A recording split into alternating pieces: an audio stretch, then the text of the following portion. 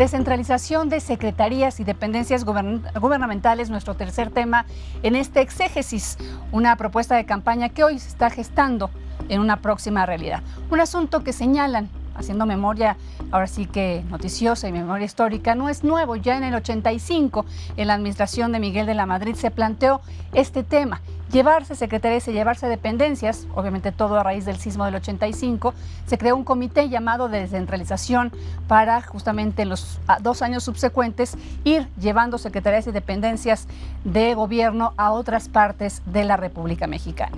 Un asunto que obviamente significaba tener recursos para lograr esa infraestructura en cada una de las ciudades que se eligieran para estas nuevas sedes de las dependencias.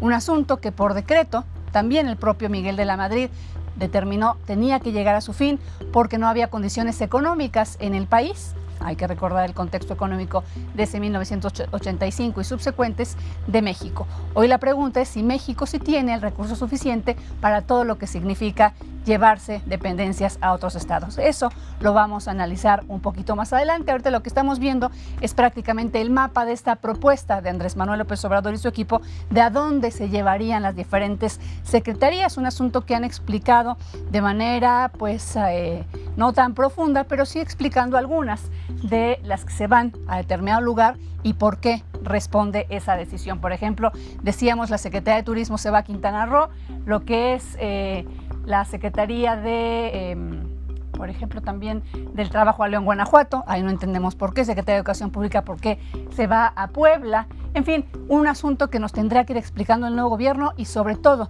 lo que le decíamos, si esos costos que significará mudar a estas dependencias junto con los empleados van a ser los costos iguales o de alguna forma de proporcionalidad igual a los beneficios. Y obviamente, hablando de dinero, vámonos a los costos que yo le pido a nuestra producción, sigamos avanzando con los gráficos de cuánto costaría en una primera etapa este proyecto. Se habla de más de 22.805 millones de pesos solamente para hacer estudios de evaluación de las dependencias y lo que costaría llevárselas. Le digo, hay una primera etapa que eso costaría 22.805 millones de pesos. Y bueno, ya tendría que hacerse otro presupuesto para lo que nos costaría ya comenzar a dotar de infraestructura, pues todo y cada una de esas comunidades o ciudades en donde se pretendan llevar esas dependencias. Y mire, vámonos al tercer gráfico, si nos lo puede poner por favor nuestra producción también en la pantalla. Se observa lo que costaría la descentralización de las secretarías, los diferentes montos. Mire, si se los platico todos, pues nos llevamos el programa, pero a grosso modo, si usted puede analizar lo que tenemos en pantalla, ve la cantidad de millones que costaría cada uno de los puntos y podríamos seguir sumando y sumando cifras. Aquí la pregunta es bajo qué esquema matemático, también de conveniencia matemática y de números, se ha hecho este plan.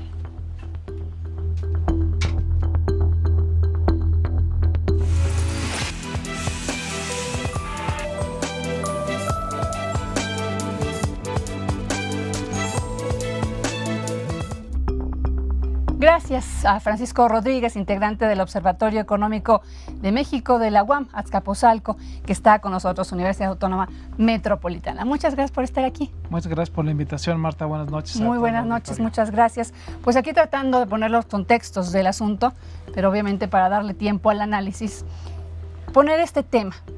No es nuevo, ya se intentó, se fracasó en aquel momento y se vuelve a replantear una medida. ¿Qué análisis hacen ustedes a grosso modo de este tema? Bueno, el costo que han planteado de todo este programa es de 125,000 millones de pesos para los 6 años. Los 22.800 millones de pesos son los que se estarían usando el primer año como estudios previos. ¿Qué impacto se tendría en las ciudades? Lo que se me hace muy raro es que planteen un costo para esos estudios cuando ya decidieron qué dependencia se va a qué ciudad. Buen punto, ¿eh? Entonces están planteando ahí un costo de estudios de impacto en ciudades, de movilidad, etcétera, y digo, pues está muy raro si ya decidieron a dónde. Ahora, ¿con base en qué decidieron? Pues algunos están orientados según a la vocación que tenga el Estado, lo cual también es muy raro porque, por ejemplo, la Secretaría de Agricultura, están pensando ubicarla en Ciudad Obregón, Sonora. Sonora es un gran productor de trigo y de maíz para el país, pero por ejemplo el estado que más produce en términos agrícolas es Michoacán. Entonces uno podría pensar, pues, ¿por qué no Michoacán? Bueno, no sé.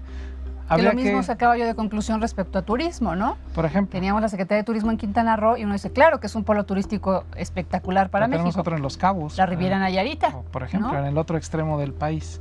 Entonces, yo creo que uno de los grandes problemas que tiene este planteamiento es que lo han tratado de soportar a través de que de esa manera se va a llevar el crecimiento económico a todas las regiones del país. Ese es Sí hay grandes diferencias entre estados que los últimos 15 años han crecido mucho. Los que más han crecido son Baja California Sur, Quintana Roo y Querétaro.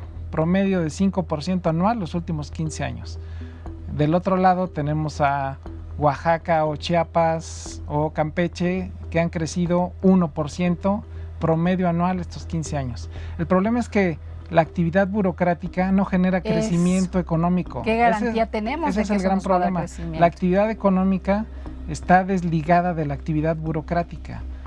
O sea, los estados que han crecido mucho ha sido unos por turismo, pero otros por gran inversión de manufactura, automotriz, aeroespacial. Ahí está Querétaro, ahí está Chihuahua, está Nuevo León, pero nada tiene que ver cuánta burocracia concentran esos estados. Sí, no por llevarme a lo mejor la base de trabajadores hacia allá, yo voy a crear crecimiento.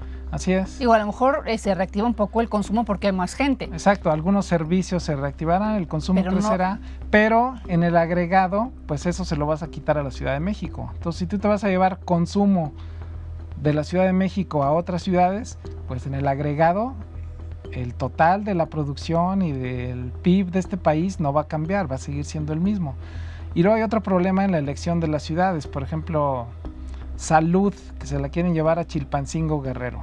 Salud tiene empleados centrales, o sea que están en sus oficinas centrales, a 15,000 personas.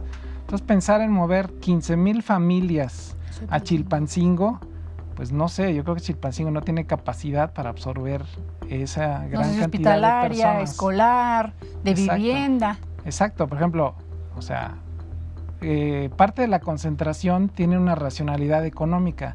Si aquí están los trabajadores, pues aquí ya se construyeron las escuelas, las viviendas, los hospitales, y si tú te los vas a llevar, pues les tienes que garantizar todos esos servicios. ¿Cuánto va a costar eso? Eso no está contemplado en los 125,000 millones de pesos que tienen presupuestados que va a costar la descentralización, más todas las ineficiencias que se generan en el camino. Porque si yo me llevo hoy una dependencia, pues quiero ver en cuánto tiempo va a estar dando los mismos servicios que daba acá. Entonces, yo creo que, como comentabas al principio, no se justifica en términos económicos. El costo va a ser mayor. O sea, no son solo esos 125,000 millones de pesos, que ya es una suma importante, y que si este gobierno, el próximo gobierno está planteando austeridad, pues no encuentro cómo acomodar esos 125,000 millones de pesos que se van a gastar en algo que creo va a ser muy ineficiente como una medida de austeridad. Decía Esteban Moctezuma que a partir del 1 de diciembre él va a despachar en el estado de Puebla. Y entonces dice uno, el jefe va a estar en un lugar y su equipo va a estar en el otro. Porque él va a ser el único que se podría reubicar el 1 de diciembre para estar en Puebla. La SEP, sin contar a los maestros, tiene como 200,000 trabajadores. De esos, 60,000 están centralizados. Entonces, pensar 60,000 familias a Puebla. Digo, Puebla, si solo consideramos el municipio, a lo mejor pues no da. La zona conurbada de Puebla a lo mejor ya anda arriba de 2 millones y dices, bueno, 60,000, de todos modos, mucha presión. ¿Cuánto van a subir las rentas? ¿Cuánto van a subir colegiaturas de escuelas en caso de que sean particulares? Todos los servicios, todo el transporte. O sea, las ciudades no tienen la infraestructura.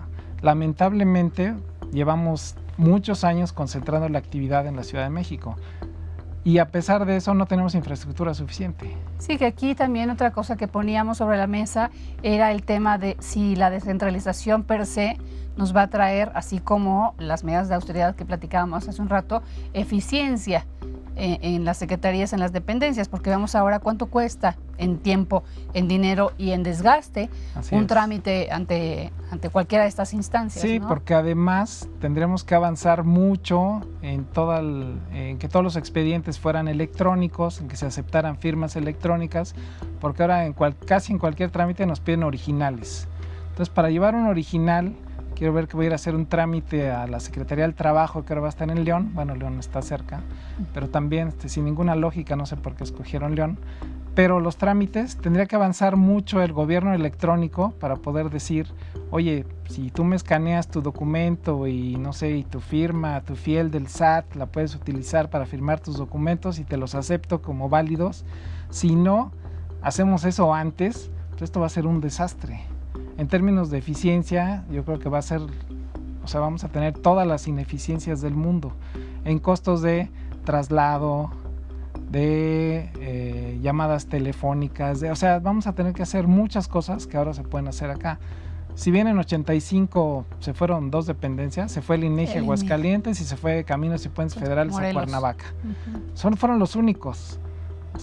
¿Tenemos estudio de eso? ¿Qué significó llevarnos para allá el INEGI? ¿Qué significó Hay un estudio no recuerdo la cifra exactamente, cuántos millones de pesos costó, porque además la gente del INEGI dijo, ok, sí me voy, pero necesito vivienda. Entonces expropiaron un terreno de no sé cuántas cientos de hectáreas para construir vivienda para la gente que iba a trabajar en INEGI. Y mucha gente también dentro del mismo Aguascalientes, de repente vieron que pues, empezaban a tener falta de algunos servicios y decían, pues es que es culpa de los que llegaron del DF, ¿no? El DF en ese entonces. Entonces también veían no muy bien a toda la gente que llegó a trabajar del INEGI. Aguascalientes es una ciudad chica, pero... Sí, es chica. Que a lo mejor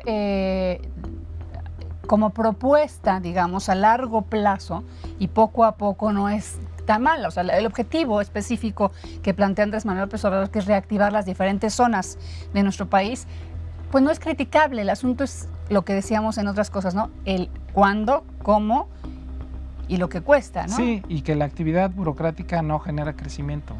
Sí vamos a tener a lo mejor por ahí algo de restaurantes, servicios. Pero nada de fondo. Pero nada de fondo, exacto. El crecimiento tiene que venir por inversión productiva. La verdad yo no veo cómo si me llevo la Zagarpa a Ciudad Obregón, Sonora, eso va a impactar en el campo chiapaneco. Pemex a Tabasco, por ejemplo. Pemex a Tabasco, pues si Pemex está ahí, y algunas autoridades locales se han manifestado a favor, dicen, bueno, sí, está bien, una unión de ganaderos en Jalisco, porque la unión ganadera, la parte de Zagarpa que ve ganadería se va a ir a Jalisco, y dicen, bueno, es que ya no vamos a tener que ir al DF a hacer trámites. Ustedes no, pero los que están en Yucatán o en Tabasco, pues ahora van a tener que ir a Guadalajara, no van a tener que ir a la Ciudad de México.